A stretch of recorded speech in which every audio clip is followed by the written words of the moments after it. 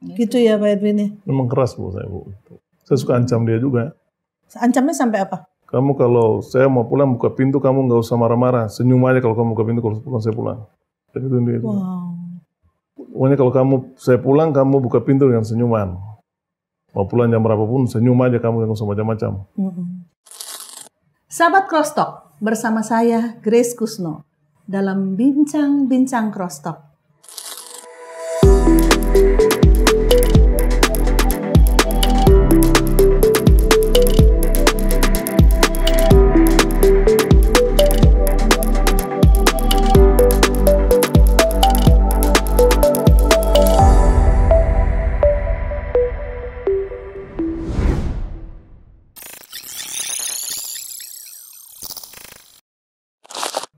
Saat ini kami akan menghadirkan narasumber dengan kesaksian yang luar biasa. Banyak keluarga yang sulit mempertahankan kehidupan rumah tangganya dalam tempo yang panjang. Kenapa? Karena konflik yang terus-menerus dan tidak berkesudahan. Membuat mungkin salah satu menjadi tidak tahan dan merasa bahwa lebih baik berpisah saja.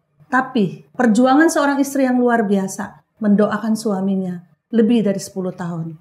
Betapa luar biasa ya, dan mari kita bersama-sama belajar bahwa doa mengubahkan hidup seseorang karena Tuhan menjawab doa pada waktunya.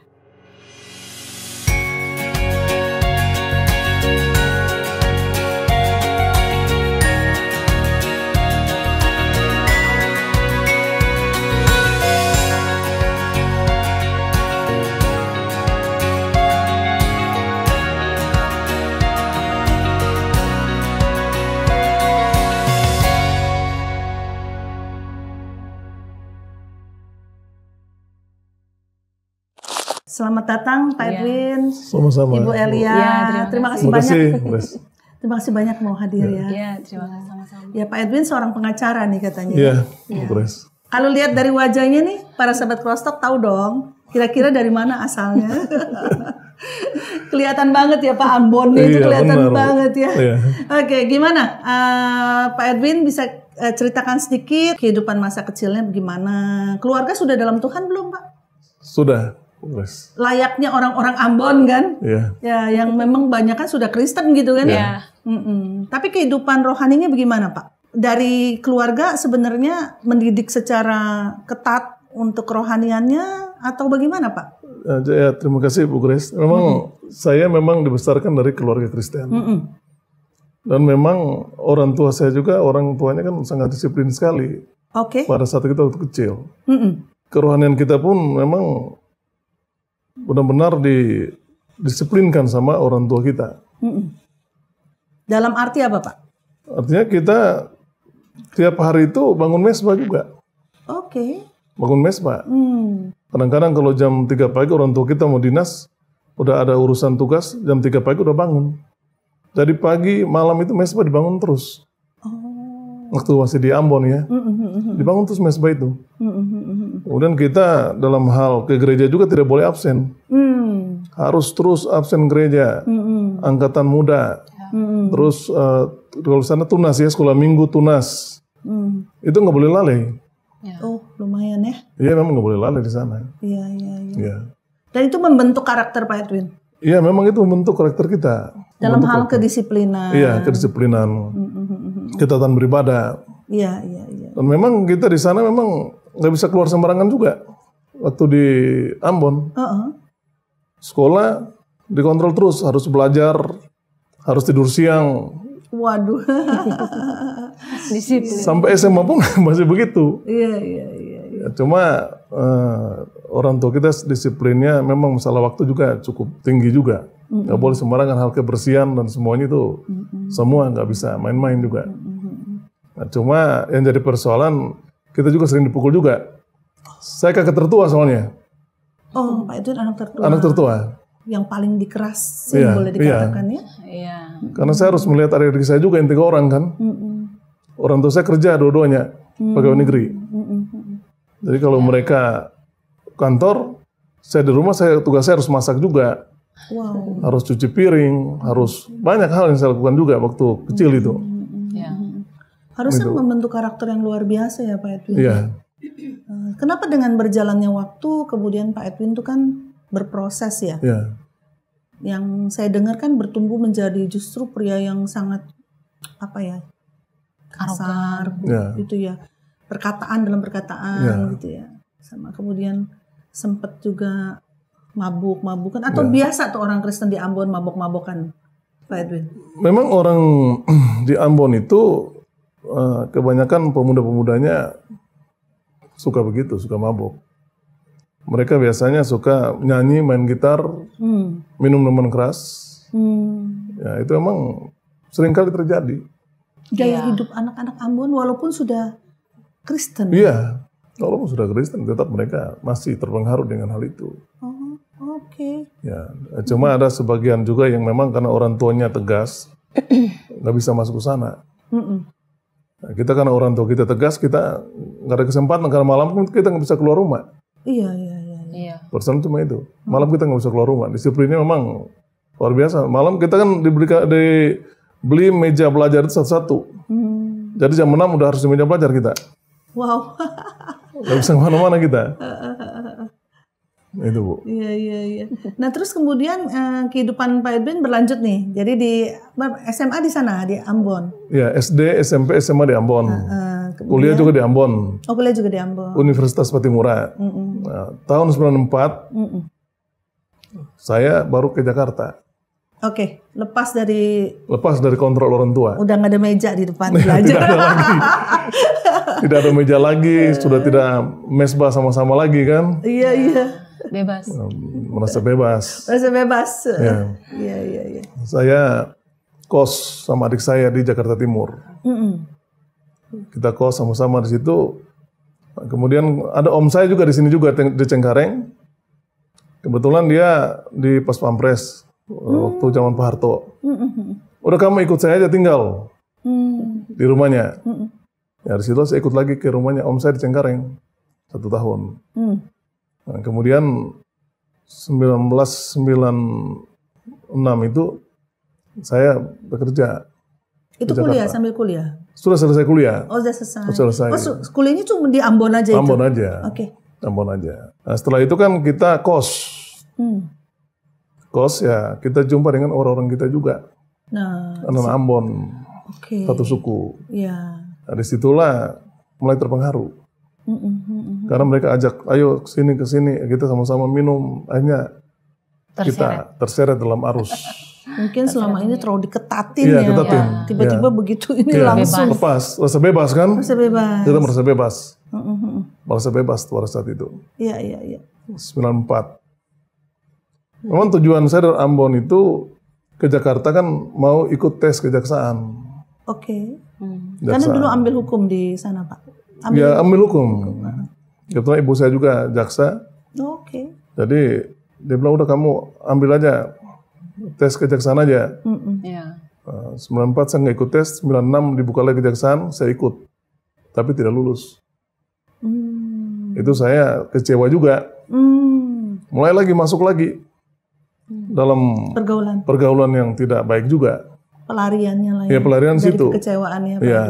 Mabok-mabok, minum, kadang-kadang kita kekerasan, ribut sama orang juga begitu. Ya. Berantem. Emosi, egois. Itu terjadi. Ya sering ya kalau kita lihat kan berapa kali kerusuhan Ambon. So di Ambon tuh Ambon lagi tawuran tuh berantem. Saya dulu berapa kali ya. Di Ketapang pernah tuh. Berapa kali gitu. Takut semuanya. Terus Pak? Jadi 1998 itu saya masih tinggal di sini di daerah Hayam Muruk. Ya itu dia tuh. Awalnya saya di Pasar Baru, Krukut belakang. Oh, ini daerah jajahannya Pak Edwin. Lama Bu, saya di sini. Iya. Oke. Lama ya 2 tahun lebih lah di sini lah. Terus tahun kapan ketemu Ibu, Pak? Masih lama? Saya dari 98, ibu saya kan pindah dari Ambon ke Tangerang.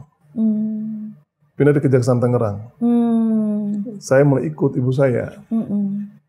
Tapi ibu saya juga nggak tahu perilaku saya. 98 tuh kerusuhan bukan? Iya, betul. Oh iya. 98. Kerusuhan. Pak Edwin ikut juga turun ke jalan, enggak? Enggak, saya nggak ikut waktu itu. Cuma takut ya? Nggak, saya nggak ikut. Tadi 98 itu saya kan kos di sini masih di Pasar Baru. Setelah selesai kerusuhan 98 itu kan ibu saya kan tugas di Tangerang. Saya pindah Tangerang. Tapi itu juga tidak merubah saya punya perilaku juga. Iya. Masih ada teman-teman pergaulan? Banyak teman-teman kita kan dulu masih sesuku kan, masih sesuku gitu. Satu suku. Iya. Ya, akhirnya terjadi tarik-menarik terus. Kadang-kadang saya keluar, kadang-kadang saya nggak pulang rumah. Jadi memang itu perjalanan, Bu. Nah, kemudian di tahun 98 itu setelah saya sama ibu saya, kebetulan ada saudara saya juga buka kantor pengacara berikut lembaga bantuan hukum. Saya mulai masuk di situ, di lembaga bantuan hukum Patimura itu. Namanya lembaga bantuan hukum Patimura juga. Saya mulai belajar di situ, mulai diajak sama kita punya saudara itu kan, untuk masuk sidang, membela kepentingan hukum klien. Di situlah saya mulai belajar bagaimana membela kepentingan hukum klien di pengadilan. Nah, tapi itu juga tidak merubah saya punya perilaku juga. Gitu ya Pak? Tidak merubah juga. Karena masih terus bergaul dengan orang-orang yang sama. Masih orang sama. Kalau ketemu tetap kan kita patungan. Kamu punya duit berapa kita patungan beli minuman. Kita minum. Jadi utamanya tuh dari minum ya Pak? Minum dulu, baru ya minum. Jadi memang karakter itu tidak, karena udah terseret ya kita, kalau sama orang juga kita emosi, ada apa-apa emosi. Bahkan orang nggak boleh lihat kita juga, kalau lihat kita langsung kita bisa hantam dia kan. Maksudnya sampai begitu buruknya Pak? Buruk. Maksudnya orang lihat bagaimana? Nih saya lihat Pak Edwin nih. Iya kan, ngapain lihat-lihat. Gitu. Sumbu pendek bener. Ya kan udah terseret jauh kan. Iya. Bermula dari alkohol. Iya, alkohol dulu. Tiba-tiba karakter jadi keras gitu. Iya, oke. Terseret kan karena lingkungannya seperti itu. Kalau jalan juga kan suka rame-rame, berkerombol, kadang-kadang 4, 5, 6 orang jalan sama-sama. Kadang-kadang kita minum juga, kadang tahun berapa tuh di Pasar Baru tuh. Minuman di tangan, bir di tangan, kita jalan pegang di Pasar Baru aja, jalan gitu, minum-minum aja begitu. Takut lah orangnya lihat 4 orang laki-laki besar gitu. Tahun itu. Tahun itu. Makanya perilaku itu mulai berubah di situ.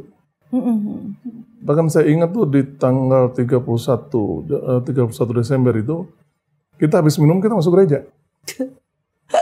Habis minum. Malam tahun baru. Iya, udah habis minum, kita masuk gereja ayam ini Peniel. Sini. Iya, gereja sini. Iya. Gereja ayam. Itu Bu. Luar biasa deh. Luar biasa apanya nih Bu? Ternyata pengaruh alkohol itu memang sangat kurang baik lagi, jelek banget ya, Pak Edwin ya. Jelek. Bisa merubah perilaku orang sampai sedemikian rupa. Membunuh karakter yang baik. Iya, membunuh karakter yang baik. Kan harusnya kan orang tua disiplin tuh tujuannya baik ya. Anaknya punya karakter yang nantinya bakal maju lah ke depannya kalau hidup disiplin. Tapi ternyata jatuh dalam pengaruh itu ya. Pergaulan. Pemabuk. Jadi sampai mabuk sih Pak? Pasti minum banyak kan. Minum banyak ya? Iya. Jadi kalau kita minum gitu, kita kan kadang-kadang pakai gelas bir, siram 1 gelas bir besar itu kan, baru kita sama-sama. Jadi minuman dulu masih zaman minuman drum, minuman Legren masih zaman-zaman itu, Bu. Minuman keras macam itu kan. Itu kan alkohol kan 40%. Waduh. Kadang-kadang gelas itu kan sama-sama siram, baru sama-sama habisin begitu. Oh iya. 1 gelas. 1 gelas, iya. Gitu ya. Jadi kan, kayak adu siapa padahal kan itu merusak tubuh kita sebenarnya. Banget ya. Banget itu. Terus ketemu Ibu kapan Pak Edwin? Bertemu Ibu tahun kapan? 2001. Saya ketemu Ibu itu 2001. 2001 ya? 2001. Di mana ketemunya? Kan Ibu iya.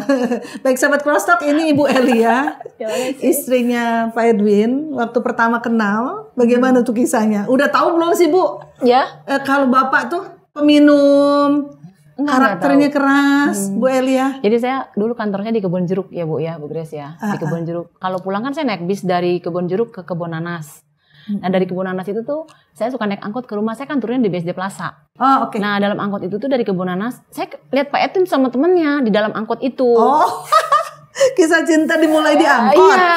Oke. Dulu saya tuh Bu, waktu masih gadis tuh saya tuh dulu kurus, tapi saya tuh sangat putih dulu. Terus udah tuh naik angkot, terus dia liatin saya dan mati saya, risih banget nih cowok liatin udah. Dulu Pak Edwin tuh hitam sekali. Hitam sekali gitu, pokoknya dia kayak orang-orang negro gitu sama temennya berdua orang Ambon juga. Nah terus udah dia liatin, terus pas di Gading Serpong Pak Edwin tanya, Kak kerja di mana gitu kan gitu. Saya di Kebon Jeruk, saya bilang. Saya nggak ladenin gitu, waktu itu zaman masih handphone tuh masih Nokia yang ada antena itu. Iya. Nah itu saya udah ada handphone waktu itu. Nah terus Pak Edwin tanya, kerja di Kebon Jeruk kok pulangnya lewat sini, kata Pak Edwin gitu kan. Saya bilang, namanya suka-suka saya, kamu ngapain nanya-nanya gitu. Saya jujur-jujur sih maksudnya supaya nggak tanya-tanya saya lagi gitu. Nah terus udah, iya nih saya juga mau ke rumah teman saya, boleh kenalan nggak, katanya gitu. Terus dia ajak salaman saya, terus kan udah saya bilang Elia gitu. Oh iya, nama saya Erwin gitu kan. Udah dia turun di arah Hanut, ada di situ rumah temannya.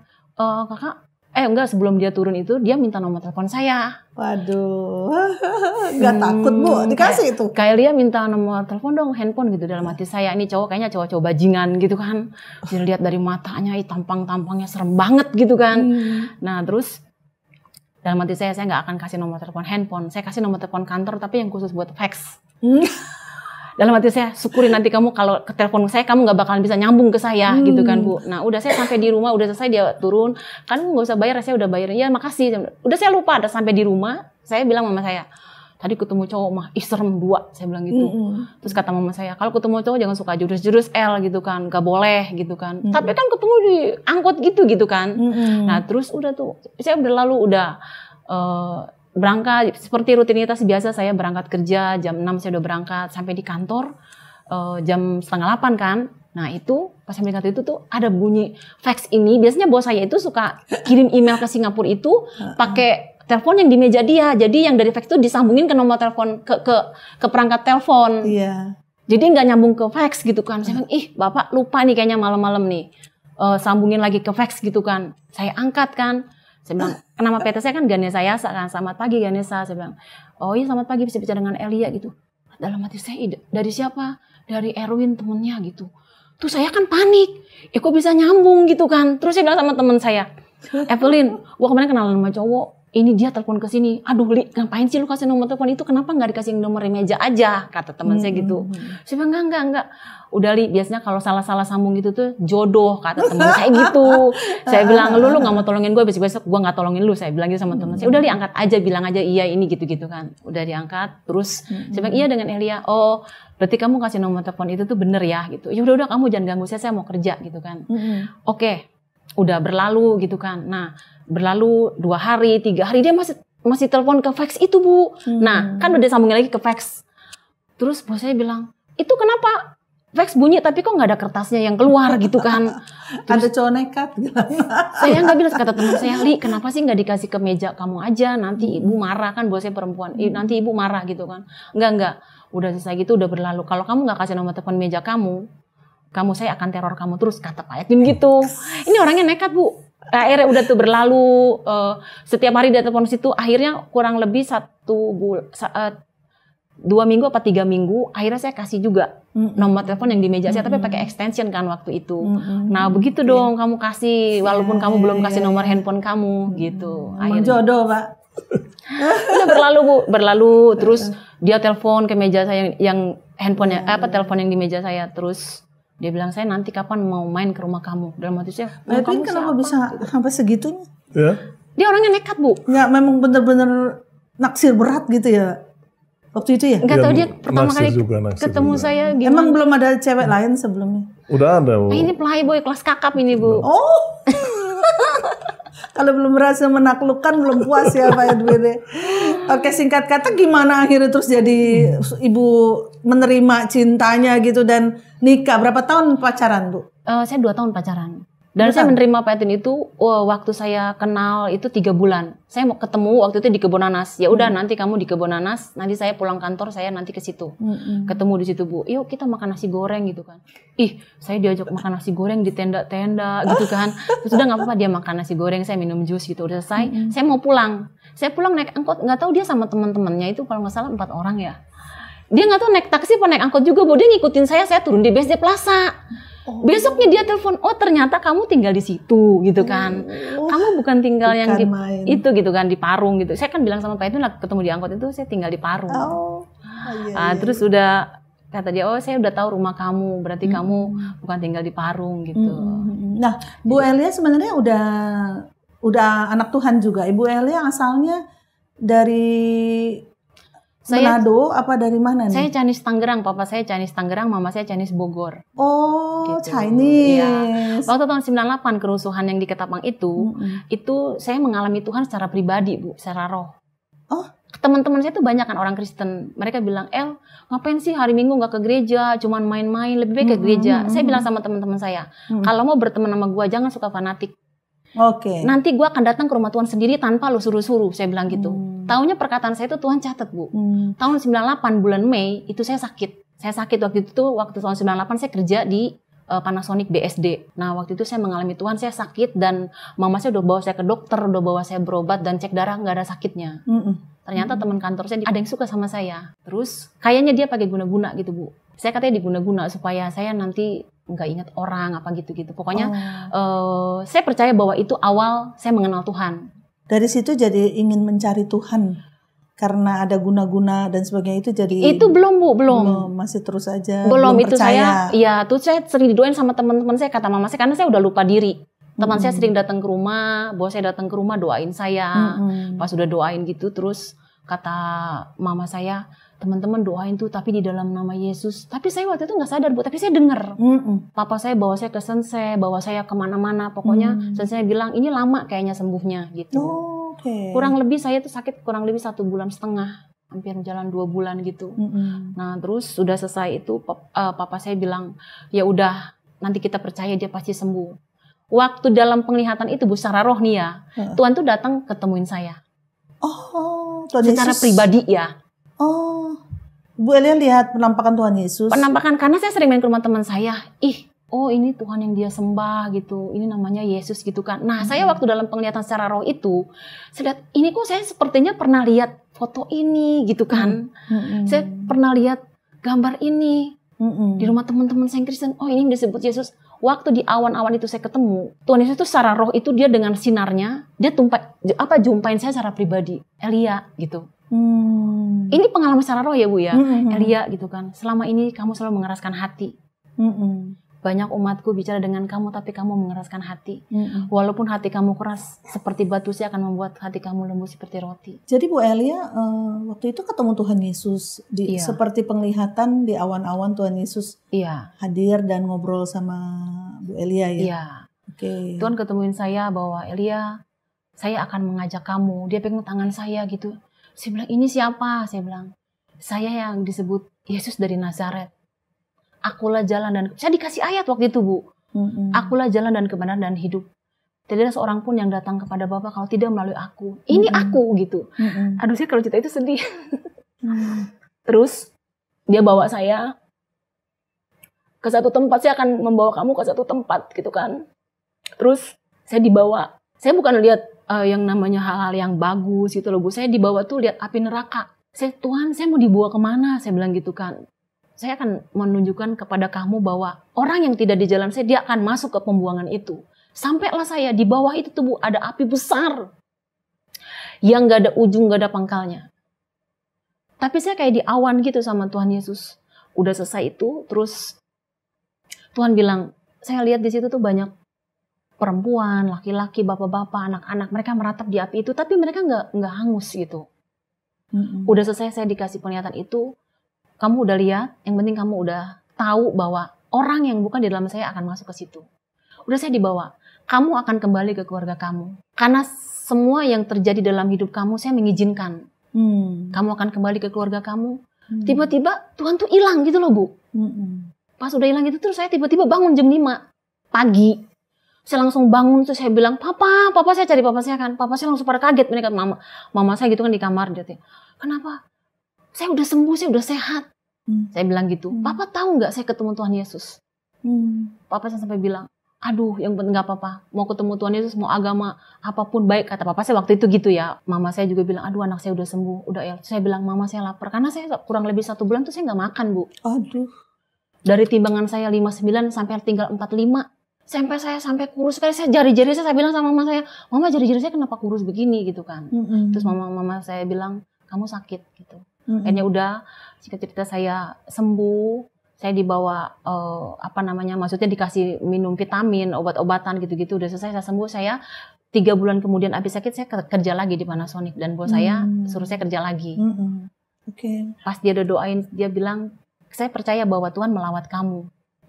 Saya ceritakan sama bos saya mengalami Tuhan gitu. Bosnya Bu Ele udah dalam Tuhan. Udah dalam Tuhan. Mereka satu keluarga. Itu berarti pertobatan pertama. Iya. Dan sejak itu jadi betul-betul bersungguh-sungguh dalam kekristenan, dalam ikut Tuhan ya. Tahun 98 itu kan Bu, waktu saya ketemu Tuhan itu kan bulan Mei, pas kerusuhan Ketapang, itu gereja kan semua ditutup. Pas 2 minggu kemudian gereja dibuka, teman-teman saya ajak saya ke gereja. Saya ketemu sama Pak Wiryo. Ini pendeta kita. Saya bilang sama Pak Wiryo, saya mau kenal Tuhan. Oke, gitu kan.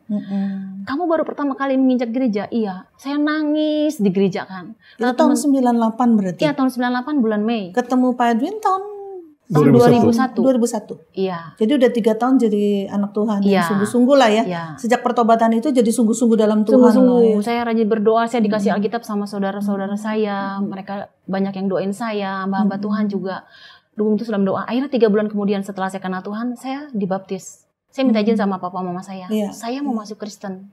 Saya mau dibaptis, kata papa saya. Oke, kamu udah dewasa. Silakan kamu ambil keputusan. Dibaptis, selang 2 bulan kemudian saya ambil pelayanan jadi guru sekolah minggu. Langsung sigap lah ya. Iya. Lakukan sesuatu untuk pekerjaan Tuhan ya. Nah dari situ kan 2001 tuh hubungan dengan Tuhan udah deket gitu ya. Nggak sadar nih kalau Pak Edwinnya nih sebenarnya pribadiannya gimana? Kok sampai nekat mau nikah gitu? Gimana Bu? Tapi kan saya waktu pacaran sama Pak Edwin itu kan kurang lebih 2 tahun ya. Dan saya pertama kali ketemu pun saya diajak nikah 6 bulan itu. Pas 6 bulan pacaran saya nggak mau. Karena saya belum kenal pribadi kamu. Pas 1 tahun lagi berlanjut, saya juga nggak mau. 1 tahun setengah, saya mau ajak papa mama saya. Udah ajak kenalan sama papa mamahnya. Ya oke, kata papa. Waktu itu papa saya nggak setuju bahwa saya punya pacar orang Ambon. Karena selama ini kan saya pacar-pacar saya tuh orang-orang Chinese gitu. Iya. Itu juga sebuah pergumulan ya. Sebuah pergumulan. Papa saya nggak setuju. Papa nggak setuju kalau kamu kawin sama orang Ambon. Kita nggak tahu dia di sini baik-baik, di luar dia kayak apa. Baik-baik di depan kamu, di luar nanti mungkin punya pacar, punya istri gitu, kata Pak saya. Waktu itu udah pengacara belum sih Pak? Belum, masih kerja aja di kantor pengacara. Kerja ya? Waktu itu kantornya di BNI Pamulang. Saya kerja di kantor pengacara, terus kebetulan ada grup BNI di Pamulang, grup Swadharma, saya jadi legal konsultan di situ. Terus Bu akhirnya diizinkan dan 2 tahun itu akhirnya Ibu nikah nih sama Pak Edwin? Iya, pas 1 tahun setengah Pak Ed ngelamar saya. Terus udah akhirnya pas udah kurang lebih 2 tahun, kurang beberapa bulan, akhirnya saya bilang sama papa saya minta izin, saya mau menikah. Kamu serius? Iya, saya bilang gitu. Karena Pak Edwin itu kan deket sama mama saya. Waduh, pinter nih. Feeling mama saya saya bilang, kalau mama lihat, kayaknya si Edwin ini dia baik. Hatinya baik gitu. Udah gak apa-apa kamu nikah sama dia, mama setuju. Walaupun papa gak setuju gak apa-apa gitu. Karena saya percaya bahwa feeling seorang mama itu kan biasanya suka tajam gitu. Makanya pas papa saya bilang, papa gak setuju. Terus mama saya tuh jadi sedih, gak apa-apa. Mama lihat dia orangnya baik. Nah akhirnya udah proses menikah. Terus mama mertua, mamanya Pak Edwin bilang, nanti kita nikahnya di gedung aja ya. Papa saya bilang, enggak. Karena orang Chinese Serpong itu, Chinese Tangerang itu biasanya kalau nikah itu nggak pernah di rumah kawin, harus di rumah. Karena harus ada tradisi Chinese-nya gitu. Akhirnya pakailah tradisi Chinese, menikahlah. Mau hampir 2 tahun saya pacaran, akhirnya menikah, udah selesai. Papa saya bilang, kalau menikah nggak usah pergi, tinggal di mana, tinggal di sini. Akhirnya mama saya udah tinggal di sini nggak apa-apa, ikutin dulu. Pak itu juga sebenarnya nggak nyaman tinggal sama mertua. Karena kan harus. Tapi apa aja dijalanin deh ya Pak. Iya. Kenapa memilih Bu Eli ya di antara begitu banyak wanita-wanita yang katanya Pak Erwin? Tuhan sudah itu Bu, jodohkan Bu. Gitu ya, terasa banget ya. Apa yang kamu bilang? Ini dia jodoh saya. Karena memang sebelum-sebelumnya juga saya itu udah mau menikah juga. Sama orang Manado. Teman kuliah saya juga. Kerja di Bank BCA sini di Gajah Mada. Tapi ya nggak jodoh Bu. Nggak jodoh. Begitu ketemu ini langsung? Iya, langsung. Merasa jodoh lah ya? Iya, merasa jodoh. Dan Ibu Ele tidak sadar akan kekerasan karakternya Pak Edwin? Ya yang tadi saya bilang itu bahwa masa-masa promo itu kan belum habis ya Bu. Jadi saya nggak tahu bahwa dia di depan saya baik. 2 tahun tuh promo terus ya? Iya promo terus 2 tahun promonya Bu. Okay. Nah setelah dia menikah dia baik. Akhirnya saya menikah 2 bulan kemudian saya hamil. Terus 1 tahun kemudian tahun depan saya melahirkan 1 anak perempuan gitu kan. Dan anak saya ini yang pertama namanya Asafita kan. Nah itu dia ini nih pinter gitu loh Bu, pas baru lahir dia lahirnya gampang. Pokoknya tuh dibesarin juga, pokoknya ngurusnya gampang. Puji Tuhan sih punya anak dua-duanya tuh diurusnya gampang. Pas Asafita lahir, terus dia menunjukkan bakat-bakat seni tuh dari papahnya, mungkin suka nyanyi.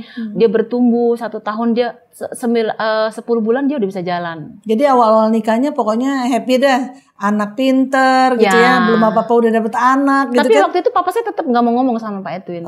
Padahal tinggal serumah. Udah tinggal serumah. Jadi cuman say hello doang. Berapa tahun pertama aman-aman? 1 tahun pertama.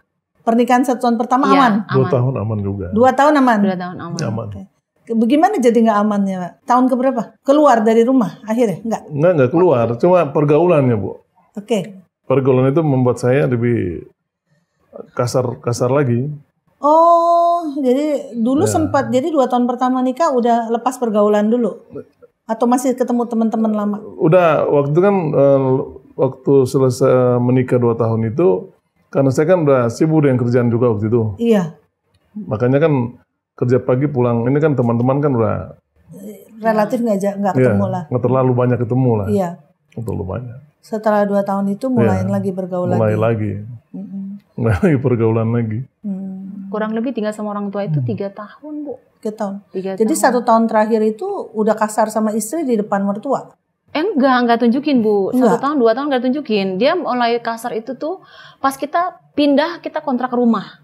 Itu dia. Setelah 3 tahun. Iya.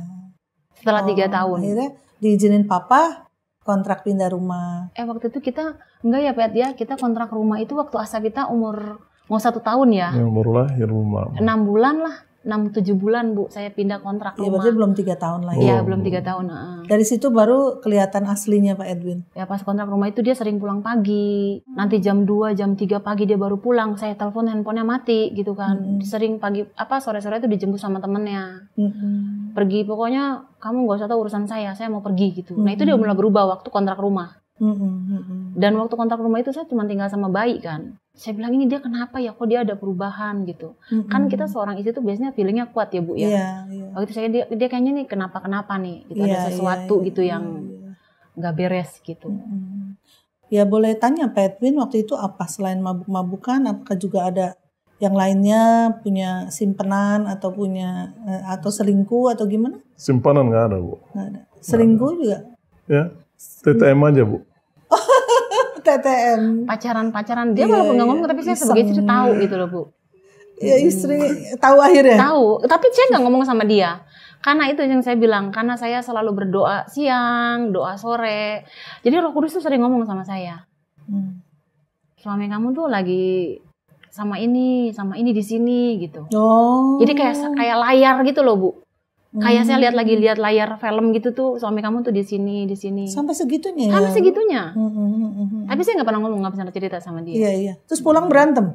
Enggak, saya nggak pernah. Dia mau pulang pagi, dia mau pulang mabuk, saya nggak pernah ribut sama dia. Nggak pernah marah Bu? Gitu? Nggak pernah marah. Saya nggak pernah marah.